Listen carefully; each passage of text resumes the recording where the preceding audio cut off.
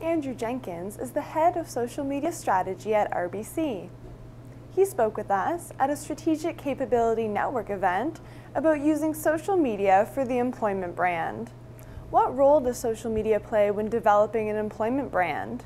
I think social media is important from an employment brand perspective because organizations now have the opportunity to be listening in social media channels to understand how they're being seen from a reputational perspective. Are they seen as forward-thinking, innovative, a desirable place to work?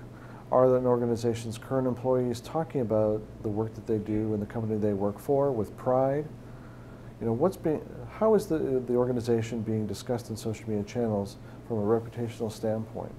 And if they're, through listening, if an organization discovers that perhaps they're not seen as innovatively as they had hoped, or as forward-thinking, or as a desirable place to work, well, now that's been brought to their attention, and they can set in motion certain procedures to help rectify that.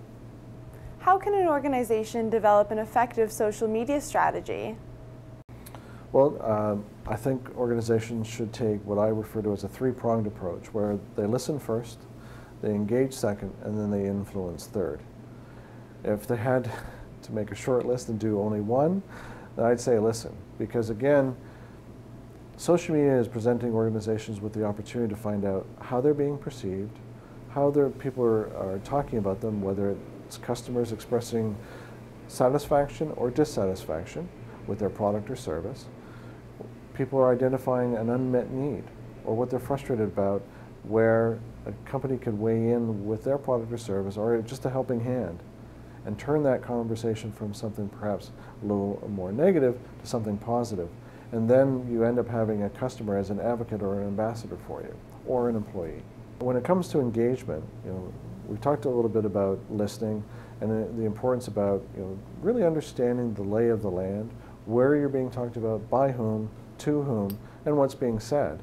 But then by listening and understanding where people are congregating and what kind of behavior they're exhibiting, you'll then be able to know where you should be engaging those people and how you should be engaging them. If they're on niche networks based on their interests, is there an opportunity for you to participate in that particular network or those niche networks and engage the people there because they fit a particular category of people that you're targeting from an employment standpoint or a stakeholder or customer standpoint.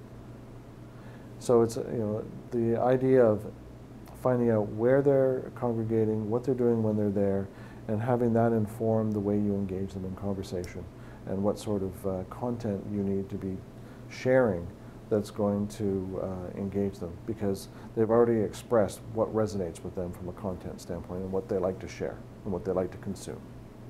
The most engaging content are pictures and video. So,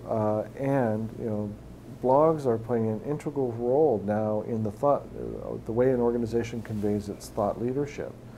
So the demands on an organization now are ever increasing to move from a brochure and static content to engaging content, and especially from an employment perspective, are there videos that can convey the corporate culture?